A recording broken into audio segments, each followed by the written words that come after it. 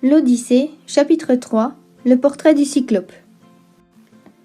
Quand on arriva sur la terre voisine, on aperçut à son extrémité une haute grotte à l'ombre de lauriers. Des brebis et des chèvres en nombre étaient parquées devant. C'est là qu'habitait un géant qui menait paître son troupeau. Il ne fréquentait pas les autres et vivait à l'écart comme un sauvage. C'était un monstre prodigieux qui ne ressemblait pas à un homme mangeur de pain, mais au sommet boisé d'une haute montagne. J'ordonnai alors à mes fidèles compagnons de rester près du navire, de le garder.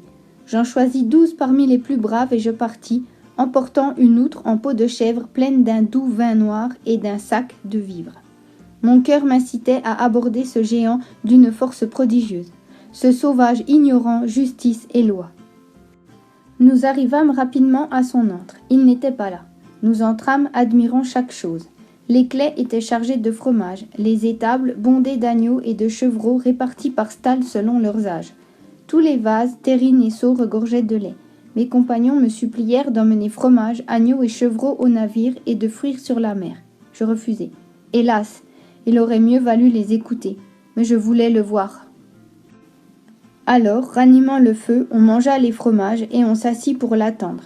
Il revint du pâturage, chargé d'un lourd fardeau de bois sec qu'il jeta avec fracas à l'entrée de la grotte. Effrayés, nous nous cachâmes au fond de l'antre. Il fit entrer dans la vaste grotte les femelles du troupeau, laissant les mâles, béliers et boucs, dehors, dans l'enclos.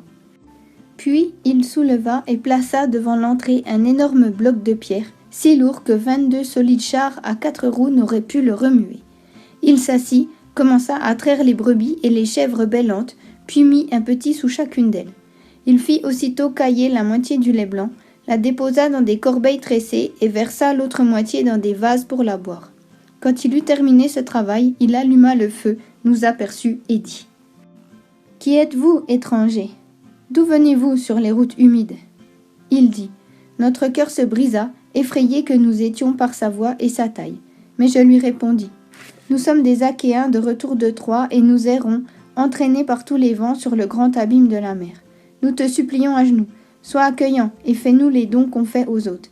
Crains les dieux, mon brave, car nous sommes tes suppliants, et Zeus est le vengeur des suppliants. » Je dis, et ce cœur impitoyable me répondit. « Es-tu enfant, étranger, ou viens-tu de loin pour m'ordonner de craindre les dieux ? Les cyclopes n'ont que faire de Zeus qui porte l'égide, ni des dieux bienheureux. Nous sommes plus forts qu'eux. Mais, dis-moi, en venant ici, où as-tu échoué ton navire bien construit ? Est-ce à l'autre bout du pays ou près d'ici ? » Il me mettait à l'épreuve, mais je savais trop de choses pour qu'il pût me tromper. Je lui répondis ces paroles rusées. « Mon navire ?